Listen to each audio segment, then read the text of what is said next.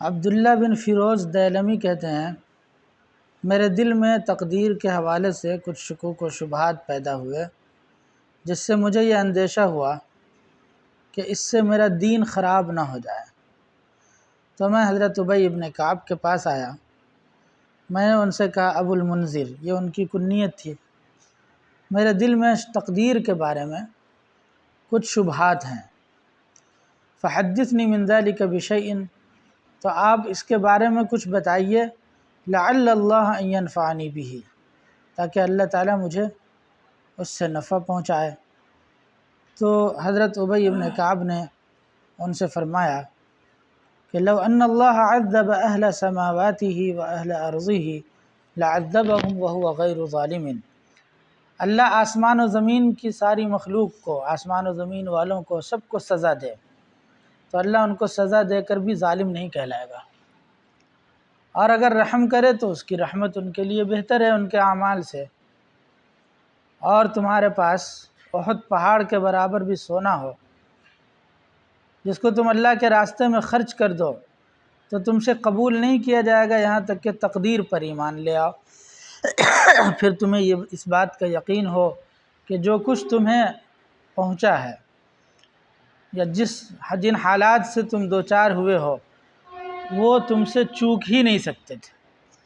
اور جن حالات کا تمہیں سامنا نہیں کرنا پڑا وہ تم پر آ ہی نہیں سکتے تھے، اور اس کے علاوہ کسی اور یقین پر اگر تمہاری موت آتی ہے تو تم جہنم میں جاؤ گے۔ انہوں نے ایک بات کہی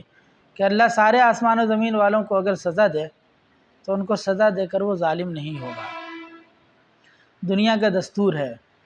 اپنی ملکیت میں ہر آدمی کسی بھی طرح کا تصرف کرتا ہے۔ حضرت مولانا قاسم نانوتوی رحمۃ اللہ علیہ نے اس کو اس طریقے سے سمجھایا ہے کہ اگر کسی انسان کی زمین میں کچھ درخت ہوں اور اس درخت کو کوئی کاٹ دے، اپنے درخت کو کاٹ دے، کاٹ کر کے جو ہے اس کے تختے بنائے یا کاٹ کر کے اس کو آگ میں جلا دے، تو دنیا کا کوئی انسان اس کو ظالم کہتا کہ تم نے درختوں کو کیوں جلا دیا، اور تم نے جو ہے اس کو کاٹ کر کے اس کے جگر پر اور اس کے جسم پر تم نے چھری کیوں پھیر دی؟ حالانکہ تخت بنانے میں بھی تو کتنی اس کو کس قدر اذیت سے اور تکلیف سے گزرنا پڑتا ہے، اور اب تو سائنسی تحقیق سے بھی یہ بات ثابت ہو چکی ہے کہ درختوں میں بھی جان ہوتی ہے، شعور ہوتا ہے، تو اس کے باوجود کوئی اس کو ظالم نہیں کہتا ہے، کیونکہ وہ اپنی ملکیت میں تصرف کر رہا ہے۔ آپ روزانہ دیکھتے ہیں لوگ جانور ذبح کرتے ہیں، بیچتے ہیں، فروخت کرتے ہیں، کھاتے ہیں، لیکن کوئی ان جانوروں کو ذبح کرنے والے کو ظالم کہتا ہے؟ نہیں کہتا ہے۔ تو جانور کے ذبح کرنے پر آدمی ظالم نہیں ہو رہا ہے، درختوں کے کاٹنے پر ظالم نہیں ہو رہا ہے، اپنی ملکیت کی کسی چیز میں کسی بھی طرح کے تصرف کرنے پر آدمی کو ظالم نہیں کہا جا سکتا، تو اللہ تعالیٰ کو ظالم کیوں کر کہا جا سکتا ہے؟ تو اللہ تعالیٰ اگر سب کو سزا دے اس کے باوجود بھی وہ ظالم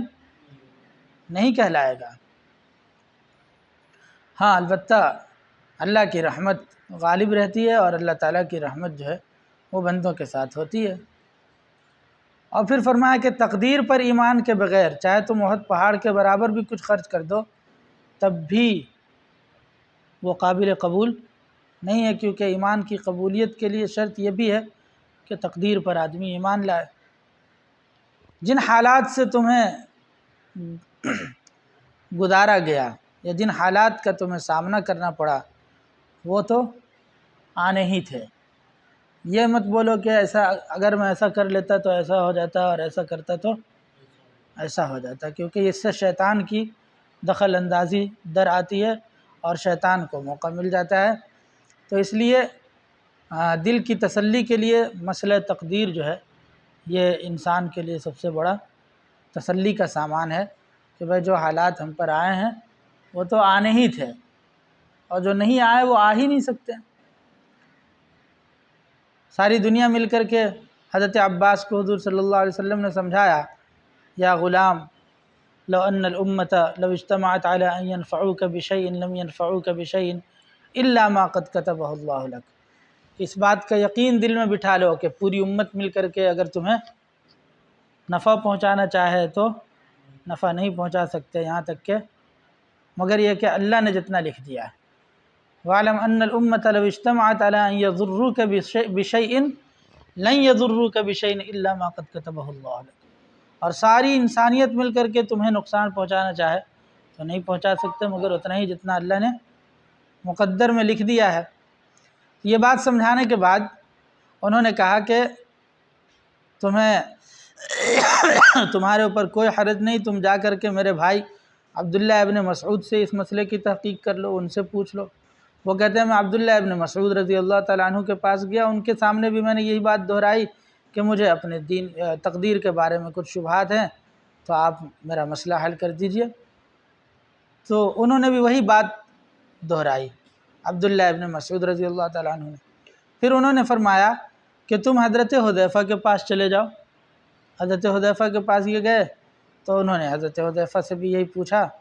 تو حضرت حذیفہ نے وہی جواب دیا۔ پھر حضرت حذیفہ نے کہا کہ تم زید ابن ثابت کے پاس چلے جاؤ، تو زید ابن ثابت نے حضور صلی اللہ علیہ وسلم کے حوالے سے وہی حدیث سنائی۔ تو اس سے صحابہ کرام کا